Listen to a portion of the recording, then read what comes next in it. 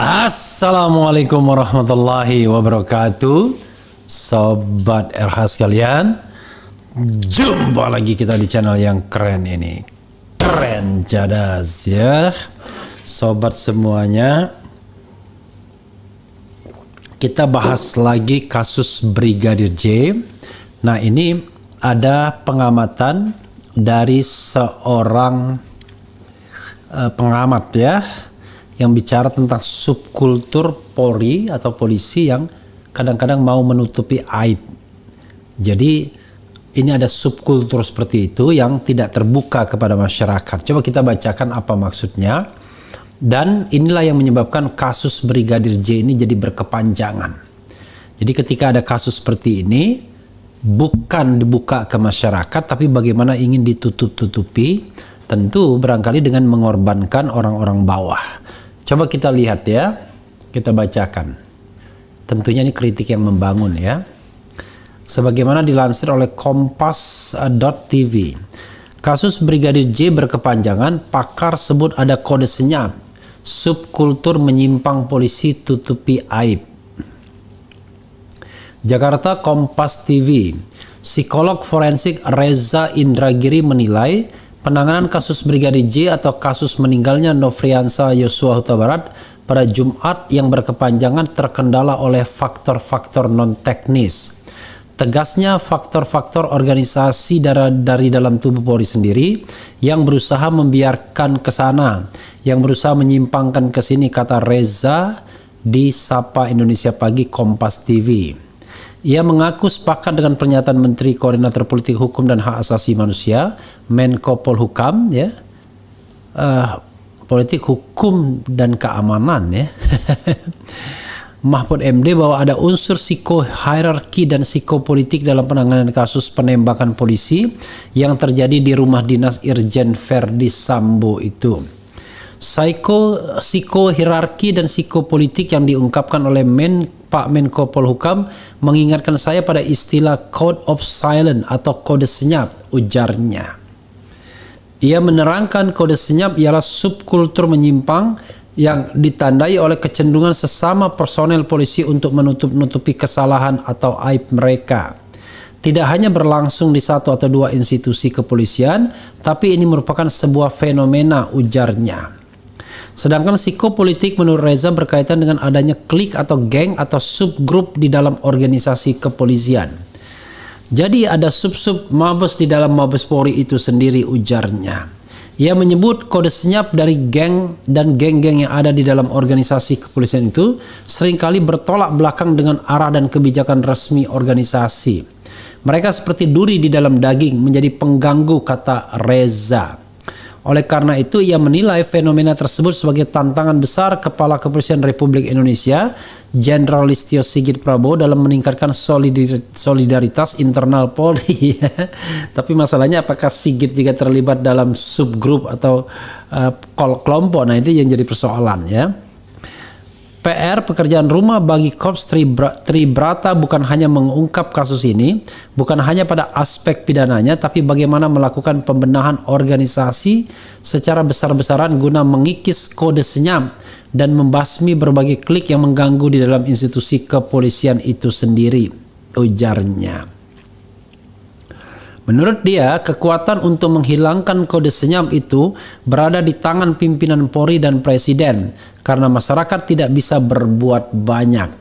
Masyarakat tampaknya tidak bisa berbuat banyak terkait dua hal ini. Sungguh-sungguh marwah pimpinan Polri dan Presiden RI yang akan bisa menjadi penentu seberapa jauh kode senyap dan klik-klik dalam organisasi Polri bisa dikelola semaksimal mungkin, ujarnya. Ya, sahabat era sekalian, ini adalah sebuah fenomena ya. Saya terus terang, kalau kita melihat bagaimana kepolisian ini ya, ini menyangkut trust, kepercayaan.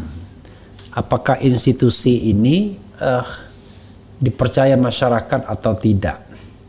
Apakah institusi ini menjadi bagian dari pemecahan masalah, part of solution atau part of problem? Nah, apa yang disampaikan Reza Indragiri Amril itu ya, sebenarnya ya banyak orang yang juga menganggapnya demikian, tetapi mereka tidak bisa menjelaskannya secara baik ya, seperti Reza Indragiri. Jadi yang paling mengkhawatirkan dari penegak hukum ini adalah kalau dia punya kecenderungan untuk melanggar hukum. Itu yang jadi masalah. Dalam aspek apa saja. Terutama misalnya dalam aspek suap menyuap, dalam aspek justru melakukan tindak pidana. Kita kan tidak bisa berharap misalnya kalau penegak hukum terlibat di dalam kejahatan-kejahatan atau tindak pidana, mereka kemudian bisa diandalkan untuk membangun negara hukum Indonesia. Jadi subkultur geng-geng, kelompok-kelompok dan lain sebagainya itu bukan hal yang tidak nyata, itu nyata. Jadi kalau misalnya ada seorang Kapolri naik, maka orang menganalisisnya, wah ini dari grup mana yang akan ikut naik, ikut dalam rombongan tersebut. Dan ini nyata hal-hal seperti itu. Di TNI mungkin juga terjadi, tetapi tidak terlalu kentara. Tapi yang paling kentara adalah di kepolisian. Terutama ketika polisi sudah dipisahkan dari angkatan bersenjata, TNI, menjadi organisasi yang bahkan sederajat dengan TNI.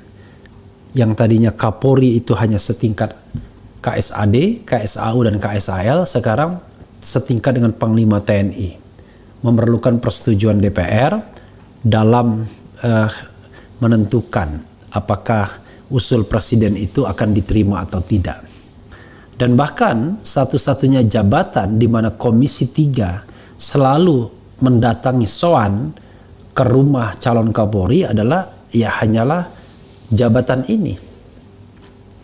Jabatan lain tidak ada. Misalnya datang ke rumah Panglima TNI nggak ada. Why? Nah, this is karena Kapolri itu powerful. Jadi polisi, Kapolri itu jauh lebih powerful, lebih dianggap penting barangkali oleh sementara kalangan karena dia bisa menjadi sumber apa aja. Ini yang kemudian yang harus kita garis bawahi sobat era sekalian. Karena itu tidak heran misalnya kalau kita mau jujur mengungkapkan misalnya sumber pendapatan misalnya. Dari manakah sumber pendapatan personel-personel polisi misalnya? Atau katakanlah mereka-mereka yang sudah naik taraf menjadi bintang. Baik brigadir jenderal, irjen, komjen, sampai kemudian jenderal. Nah, ini kan yang menjadi persoalan. Karena pendapatan resmi dari negara ya tentu tidak ada apa-apanya dibandingkan sumber-sumber lain yang barangkali justru didapatkan dengan cara melanggar hukum. Dalam kasus Brigadir J ini banyak isu yang berseliweran tentunya. Yang mengaitkan misalnya Irjen Verdi Sambo dengan isu-isu tertentu yang tentu tidak bisa kita sebutkan karena itu adalah sebuah isu. Tapi isu itu kan berseliweran di mana-mana, tidak hanya terkait dengan sang Irjen tapi juga terkait dengan kelompok-kelompok lainnya. Nah sekarang orang bicara tentang reformasi di tubuh penegak hukum kepolisian plus kejaksaan juga. Pertanyaannya adalah mau mulai dari mana? Nah dulu saya sobat era sekalian pernah misalnya mengatakan begini. Kalau menjadi presiden maka concern untuk penegakan hukum ini bukan cukup, harus dimulai dengan melakukan begini. Seorang calon presiden atau seorang presiden yang sudah terpilih panggil calon Kapolri dan calon jaksa agung. Lalu perintahkan, saya angkat Anda sebagai jaksa agung, sebagai Kapolri, tapi tugas Anda adalah bereskan jajaran Anda. Bersihkan sapu agar tidak menjadi penyapu yang kotor. Kan begitu. Nah sekarang kadang-kadang kasat mata di depan kita bagaimana kehidupan mewah misalnya. Kehidupan wah dari aparat-aparat yang sebenarnya tidak disediakan oleh negara. Bahkan juga kadang-kadang saya merasa aneh. Misalnya mereka juga terlibat dalam urusan-urusan non-kepolisian misalnya. Ada yang menyelenggarakan pertandingan olahraga, misalnya Piala X, padahal dia bukan kepala teritorial di daerah tersebut. Kan ini aneh. jadi tidak lagi urusan-urusan yang terkait dengan tugas pokok dan fungsinya, tapi urusan-urusan yang kadang-kadang bernuansa lebih politik. Nah, dalam musim katakanlah demokrasi seperti ini, ya secara tidak sadar Polri dan TNI sering juga terlibat dalam urusan-urusan politik, terutama personelnya. Karena mereka paham betul bahwa jabatan-jabatan atau kenaikan pangkat, kenaikan karir dan lain sebagainya akan bergantung kepada bagaimana ikatan-ikatan politik mereka. Tidak heran misalnya, ya katakanlah beberapa petinggi untuk naik jabatan, untuk bertahan di jabatan, ya harus melakukan approach, pendekatan kepada tokoh-tokoh politik. Nah, ini yang menjadi tidak sehat ya, yang harusnya dibenahi oleh pemerintahan Presiden Jokowi. Sayang sekali, selama 10 tahun masa pemerintahan Presiden Jokowi, kita tidak melihat pembenahan institusi penegak hukum ini secara signifikan. Kalau mau jujur, ya kan? Kalau misalnya dianggap ada pembenahan dan lain sebagainya, ya lip service saja menurut saya. Belum terlihat pembenahan yang substantif. Paling gampang adalah begini. Bagaimana menghasilkan penegak hukum yang jujur, yang tidak makan suap misalnya. Yang kalau urusan betul-betul urusan yang tidak pakai uang misalnya. Nah, ini yang barangkali masih menjadi tantangan bagi kita semua, ya. Sehingga tidak heran kalau kemudian dalam kasus Brigadir J ini, karena ada subkultur yang saling menutupi aib tadi, tidak heran kasus seperti ini jadi berlama-lama. Padahal banyak orang mengatakan mudah sekali. Pada waktu olah TKP pertama saja, harusnya sudah tahu ini kasus pembunuhan berencana, kasus pembunuhan atau kasus tembak-menembak atau apa. Tapi yang terjadi kan ada subkultur yang saling menutupi tadi, maka agar tidak muncul sebagai aib, maka akhirnya dibuatlah katakanlah rekayasa-rekayasa tertentu yang barangkali sudah ditemukan oleh Kapolri. Salah satunya adalah 25 orang itu berada dalam pengawasan, dan 4 orang bahkan sudah ditempatkan di tempat yang khusus karena dianggap ada potensi penyimpangannya. Jadi saudara sekalian, kita berharap bahwa kasus Brigadir J ini ya tidak hanya terungkap sebenar-benarnya, tetapi ini menjadi an entry point bagi Kapolri Sigit Listio Prabowo untuk bagaimana membersihkan internal kepolisian. Saya tidak tahu ya sejauh mana proses pembersihan itu harus dilakukan.